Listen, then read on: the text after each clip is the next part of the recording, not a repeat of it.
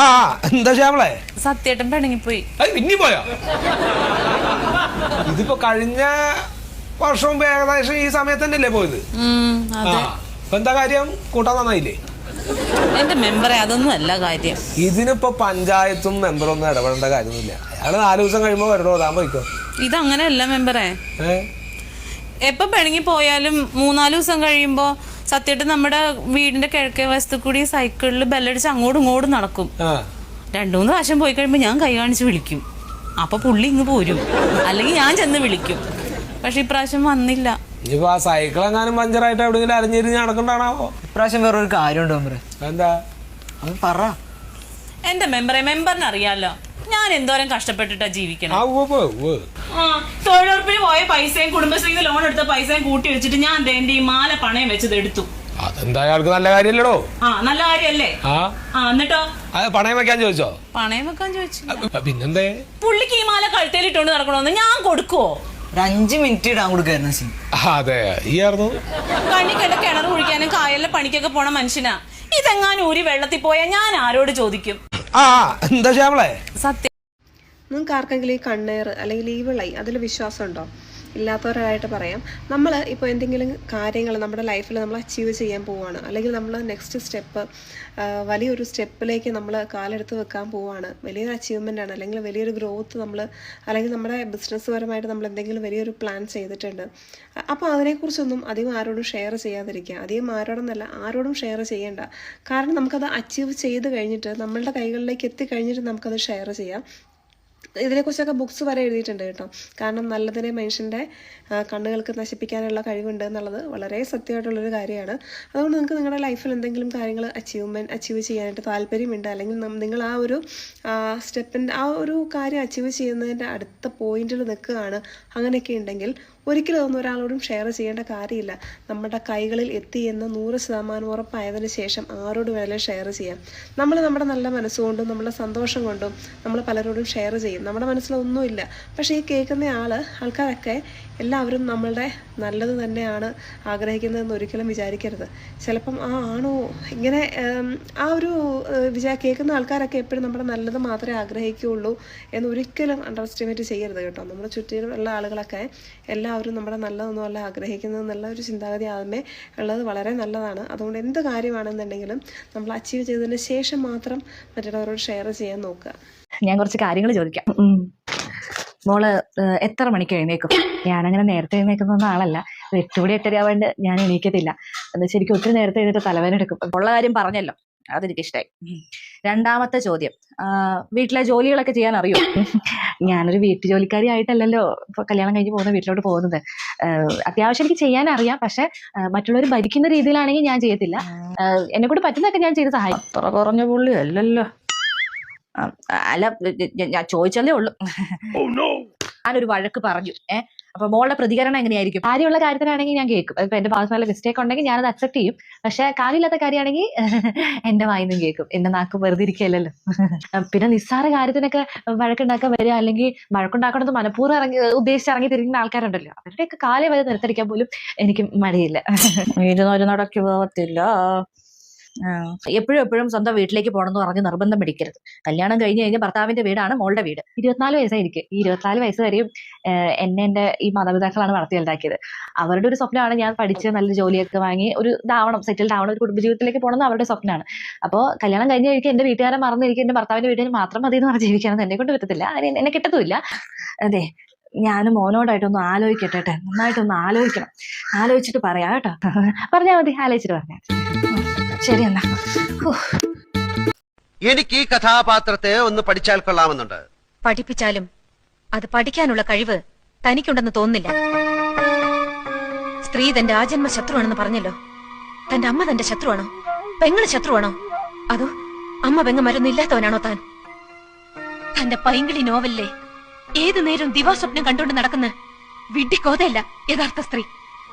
ഒരു പുരുഷനും യഥാർത്ഥ സ്ത്രീ അറിയില്ല, അവളുടെ മനസ്സറിയില്ല. IAS കാരനായ കളക്ടർ മുൻപിൻ നോക്കാതെ എന്നെ സസ്പെൻഡ് ചെയ്തു. കാരണം സ്ത്രീ അറിയാനുള്ള പഠിത്തം ആ ഇഡിയറ്റിനുമില്ല. എന്തുകൊണ്ട് ഞാൻ ഇയാളെ പൂട്ടിയിട്ടു? പൂട്ടിയിടുമ്പോ എന്റെ മനോവികാരം എന്തായിരുന്നു? അത് ചോദിക്കാനുള്ള ബുദ്ധി പോലും അയാൾക്കില്ല. കഥാപാത്രത്തെ പഠിക്കാൻ ഇറങ്ങിയിരിക്കുന്നു. പഠിപ്പിക്കാടോ, പഠിപ്പിക്കാ എല്ലാരെയും. I M A self made woman. നീ അങ്ങനെ അവനെ കുറ്റം പറയരുത്. നിന്റെ ഭർത്താവാണ് അവൻ. എന്താ നിന്റെ പ്രശ്നം? എന്താ പ്രശ്നം എന്നാ? 400 ഇന്ന് രാവിലെ ഞാൻ എടുത്ത് കൊടുത്താണ് അങ്ങേരുടെ കയ്യില്. ഇച്ചിരി ഇറച്ചി മേടിച്ചോണ്ട് വന്നു പറഞ്ഞു. മേടിച്ചിട്ടൊന്നില്ലേ? ഓ മേടിച്ചോണ്ട് വന്ന് ഇത് അവിടെ നാട്ടിയായിട്ട് കൊണ്ടുപോകാനെ കണ്ടപ്പോഴേ എനിക്കൊരു സംശയം തോന്നി. ഞാൻ അപ്പുറത്ത് പലരൊക്കെ കൊണ്ടുപോയി തൂക്കി നോക്കി. അപ്പൊ എന്താ 150 gram കുറവ്, 850 ഉള്ളു. അത് മറ്റേ ഇറച്ചി വീട്ടുകാരൻ എന്തെങ്കിലും മറുമായം കാണിച്ചത് കാണും. അയ്യാ, അല്ലാതെ മാമന്റെ അനന്തരക്കാരെ കള്ളത്തരം കാണിച്ചതല്ല. ഞാനൊരു കാര്യം നിന്നോട് ചോദിച്ചോട്ടെ, അവൻ ഇറച്ചി മേടിക്കാൻ പോയത് വണ്ടി കാണാൻ നടന്നാണോ പോയത്? ആ ജംഗ്ഷൻ വരെ പോണേ എന്തിനാണ് മാമ വണ്ടി? നടന്നു പോയി. നടന്നല്ലേ പോയത്? എടി നടന്നാ തൂക്കാൻ കുറയും. 68 കിലോനുണ്ടായിരുന്നു ഞാൻ. ഡോക്ടർ അവനോട് പറഞ്ഞു 2 ആഴ്ച നടക്കാൻ. ഞാൻ 2 ആഴ്ച നടന്നു കഴിഞ്ഞപ്പോ 4 കിലോനാണ് പറഞ്ഞത്. ഇതിപ്പോ അവൻ ഇപ്പൊ ഇറച്ചി മേടിക്കാൻ പോയപ്പോ 150 gram അല്ലേ പറഞ്ഞത്. എന്നതാടി ഇത്? അപ്പുറത്തും ഇപ്പുറത്തുള്ള പെമ്പിളരെ കണ്ട് പഠിക്കണം. രാവിലെ എണീച്ച് മുറ്റമടിച്ച് വെള്ളം കോരി അമ്മമാരെയൊക്കെ സഹായിച്ച് കെട്ടുപ്രായം കഴിഞ്ഞിരിക്കുന്ന പെണ്ണാണ് നീ. അന്യ വീട്ടിലോട്ട് പോണം. നാട്ടുകാർ കണ്ടെന്ന് വിചാരിക്കും. ഈ മാലോകരോട് ഞാൻ എന്ത് പറയും? ഈ വീട്ടിൽ ആരാ വേലക്കാരി? ഞാനാ നീയാ? ഞാൻ ഈ തുണിയൊക്കെ നല്ലോണം കഴുകി നേരെ ഇടാൻ നോക്കും. വന്നിരിക്കല വെറുതെ അടുക്കളയിൽ ഇരുന്ന ഞാൻ ഒരു പടവലങ്ങി എടുത്ത് അതിന് പോലും നോവാതെ ചുരണ്ടിക്കൊണ്ടിരിക്കുകയായിരുന്നു. ഇവിടെ വന്ന് വേതാളം പറഞ്ഞ് പണി ഇരുന്ന് വാങ്ങിയേ. അല്ല, നീ കുറച്ചുകൂടി എന്തോ പറഞ്ഞില്ലേ? ഞാനൊന്നും പറഞ്ഞില്ല. അല്ല, എന്തോ പറഞ്ഞു. അത് വെള്ളം കുറയണമെന്ന് പറഞ്ഞായിരുന്നു.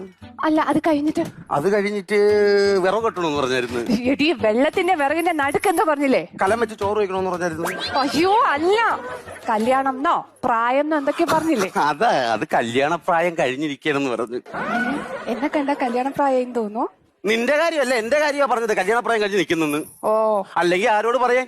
ഈ വീട്ടിലെ അടുക്കളയിലെ പുകയും കൊണ്ട് എല്ലാം കൊണ്ട് തുമ്പപ്പൂ കണക്കിരുന്ന പെണ്ണാണ് ഇപ്പൊ ശവനാറിപ്പൂ കണക്കായി.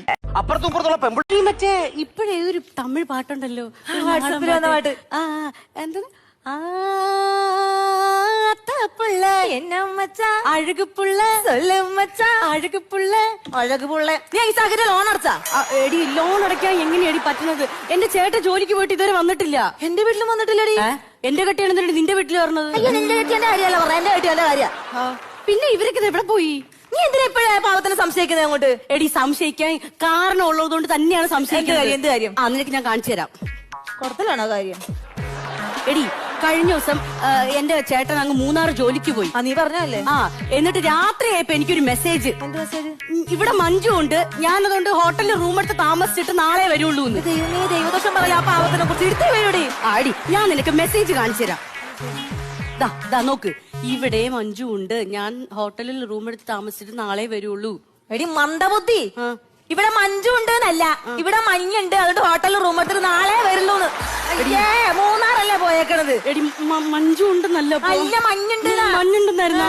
അയ്യോ അയ്യോ, ഞാൻ പെട്ടോടി. ഞാൻ പെട്ടുപോയി. അടി, അപ്പോഴത്തെ ദേഷ്യത്തിന് ഞാൻ തിരിച്ചങ്ങേർക്ക് ഒരു മെസ്സേജ് അയച്ചടി. അതെ, അവിടെ മഞ്ജു ഉണ്ടെങ്കിൽ ഇവിടെ സഞ്ജു ഉണ്ട്, നിങ്ങൾ ഇന്ന് വരണ്ട, നാളെ വന്നാൽ മതി. നീ ഒരു കാര്യം ചെയ്യ്, വെള്ളം എടുക്കണം. ഈ മറ്റേ കെട്ടിക്കൊടുന്നപ്പോ എന്തായിരുന്നു? പാല്, തേന്, ചക്കര. ഇപ്പൊ നിങ്ങൾക്ക് ഇങ്ങോട്ട് ഒരു സ്നേഹമില്ല. അന്ന കെട്ടുമ്പോ വിലല്ലപ്പ പാലിനും തേനും ചക്കരക്കൊന്നും. അത് കൂടാതെ തന്നെ 3 പെറും ചെയ്തു. ഞാൻ അന്യം കൊഞ്ചിച്ച് ഇവിടെ കെട്ടിപ്പിടിച്ചിരുന്നേ എന്റെ വാപ്പ ഞമ്മക്ക് തിന്നാൻ കൊടുന്നേരോ? ഞാൻ എൻ്റെ അമ്മയെയും സ്വന്തം ജീവിതത്തിൽ നിന്ന് ഒഴിവാക്കിയപ്പോഴാണ് കുറച്ച് സമാധാനം ഉണ്ടായത് എന്നൊരു പെൺകുട്ടി എൻ്റെ അടുത്ത് പറഞ്ഞപ്പോൾ ഞാൻ സർപ്രൈസ്ഡായി, ഷോക്ക്ഡായി. മദർ ഇൻ ലോ എന്ന് പറയുമ്പോൾ പലർക്കും റിലേറ്റ് ചെയ്യാൻ പറ്റുമായിരിക്കും, പക്ഷേ സ്വന്തം അമ്മ അതെന്തുകൊണ്ടാണ്?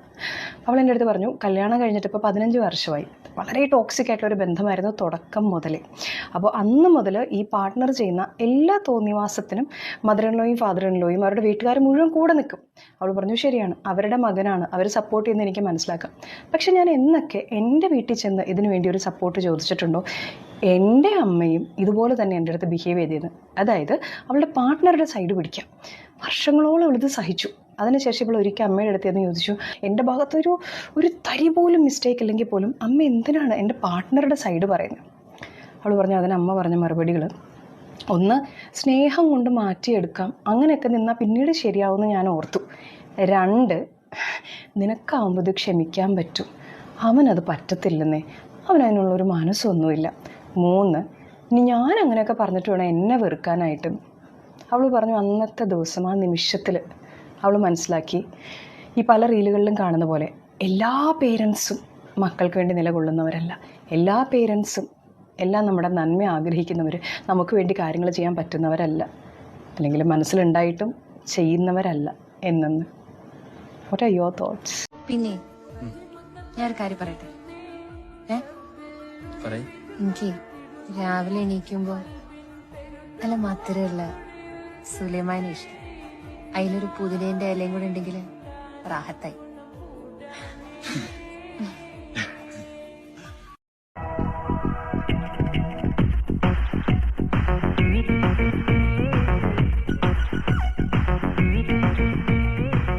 കുട്ടി എന്താ ചേച്ചി? കുട്ടി ഇതിനു മുമ്പ് വേറെ ഒരുപാട് വീട്ടിലൊക്കെ ജോലി ചെയ്തിട്ടുണ്ടോ? അവിടുത്തെ ഭർത്താക്കന്മാരൊക്കെ കുട്ടിയോട് എങ്ങനെയായിരുന്നു പെരുമാറ്റം? ഭർത്താക്കന്മാരൊക്കെ വളരെ സ്നേഹത്തോടെയാ പെരുമാറിയിരുന്നത്. പക്ഷേ ഭാര്യമാരൊക്കെ ഒരു വകയായിരുന്നു നീ. അല്ല, കുട്ടി എന്തിനാ സാരി ധരിച്ചിരിക്കുന്നത്? അയ്യോ, എന്താ? സാരിയേക്കാൾ ഐശ്വര്യം ചുരിദാറാ. ശരീരം മുഴുവൻ കവർ ചെയ്യുന്നതുകൊണ്ട് പറയല്ല കേട്ടോ, അതൊരു ഐശ്വര്യ. അപ്പോ ചേച്ചിക്ക് വേണ്ട ഈ ഐശ്വര്യം?